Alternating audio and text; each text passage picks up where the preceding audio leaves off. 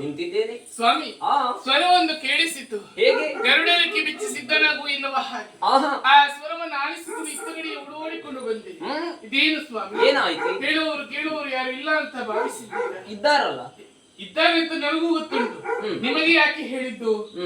ಎಲ್ಲಿಗಾದ್ರೂ ಹೋಗುವಂತಹ ಕಾಲಕ್ಕೆ ಒಂದು ಮಾತು ಹೇಳಿ ಹೋಗ್ತೀರಿ, ನಾನು ಹೋಗ್ತಾ ಇದ್ದೇನೆ ಅಥವಾ ಹೋಗಿ ಬರ್ತೇನೆ ಈಗ ಎನ್ನುವ ಹಾಗೆ ಹೇಳಿ ಹೋಗುವ ಕ್ರಮ ಉಂಟು. ಆದ್ರೆ ಇವತ್ತು ಏನಾಯ್ತು ನಿಮಗೆ? ಇವತ್ತು ಏನಾಯ್ತು ಅಂತ ಕೇಳುವುದು ನಾನು. ಕಾರಣ ಅವಸರದಲ್ಲಿ ಹೊರಟು ನಿಂತಿದ್ದೀರಿ, ಅದಕ್ಕಾಗಿ ಹೇಳುವುದಕ್ಕೂ ಮರೆತು ಹೋಯಿತು. ಅಥವಾ ಬೇರೆ ಯಾರನ್ನಾದ್ರೂ ಕರೆಸಿ ಸೂಚನೆಯನ್ನು ಕೊಡಬಹುದಿತ್ತು, ಅವರಿಗೆ ಹೋಗಿ ಒಮ್ಮೆ ಹೇಳಿ ಬಾ, ನಾನು ಇಂಥ ಕಡೆಗೆ ಹೋಗಿ ಬರ್ತೀನಿ ಎನ್ನುವ ಹಾಗೆ. ಆದರೆ ಅದು ಮಾಡಲಿಲ್ಲ. ಕೈಯಲ್ಲಿ ಚಕ್ರವನ್ನು ಹಿಡಿದುಕೊಂಡಿದ್ದೀರಿ, ಹೊರಗಡೆ ಗರುಡ ಸಿದ್ಧನಾಗಿದ್ದಾನೆ, ಕಣ್ಣು ಕೆಂಪಗಾಗಿದೆ, ಮೂಗಿನಲ್ಲಿ ಬಿಸಿ ಉಸಿರು ಬರ್ತಾ ಉಂಟು. ಹಾಗಾದ್ರೆ ಈ ರೀತಿಯಾಗಿ ನೀವು ಹೊರಟದ್ದು ಎಲ್ಲಿಗೆ ಎನ್ನುವ ಹಾಗೆ ನಾನು ಅರ್ಥವಿಸಿಕೊಂಡಿದ್ದೆ. ಕದನಕ್ಕೆ. ಹಾಗಾಗಿ ಕೇಳುವುದು, ಎಲ್ಲಿಗೆ ಗಮನ, ಯಾರೊಡನೆ ಕದನ, ತಿಳಿಯದಾಗುವುದು ಅದನ್ನ ಹೇಳ್ತಿರಲ್ಲ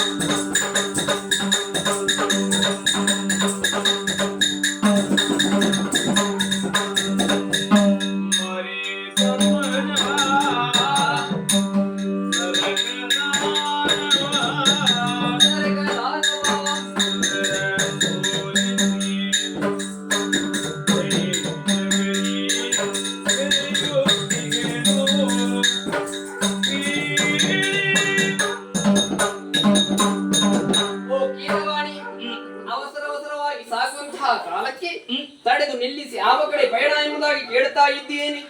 ಸ್ವರ್ಗಲೋಕಕ್ಕೆ ನರಕ ಎಂಬಂತಹ ದಾನವ ದಾಳಿಯಾಗಿದೆ ಅಂತ ಸ್ವರ್ಗಲೋಕದ ಸಕಲ ವಸ್ತುಗಳನ್ನು ಪ್ರಾದ್ಯೋತಿ ಪಟ್ಟಣಕ್ಕೆ ನರಕ ಎಂಬಂತಹ ದಾನ ಒಯ್ದವನಿದ್ದಾನೆ. ಈ ಕಾಲಕ್ಕೆ ನರಕ ದಾನವನ್ನು ಕೊಂದು ಸ್ವರ್ಗಲೋಕದ ವಸ್ತುಗಳನ್ನು ಸ್ವರ್ಗಲೋಕಕ್ಕೆ ಒಪ್ಪಿಸಲು ಹತ್ತ ಕಡೆ ಸಾಗ್ತಾ ಇದ್ದೇನೆ. ಸಂತೋಷವಾಯಿತು. ಯಾಕೆ? ಕಾರಣ ಉಂಟು.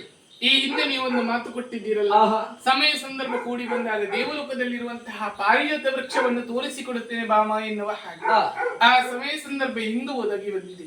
ಜೊತೆಯಾಗಿ ಹೋಗುವ ನಿನ್ನ ಆಸೆಯನ್ನ ನಿರಾಕರಿಸುವುದಿಲ್ಲ, ಆದ್ದರಿಂದ ಹತ್ತ ಕಡೆ ಸಾಕ್ತೇನಂತೆ. ಸರ್ವಮಂಗಳ ಮಂಗಲ್ಯೇ ಶಿವೆ ಸರ್ವಾರ್ಥ ಸಾಧಿಕೆ ಶರಣಿ ತ್ರಯಂಬಕೆ ದೇವಿ ನಾರಾಯಣಿ ನಮೋಸ್ತುತೆ.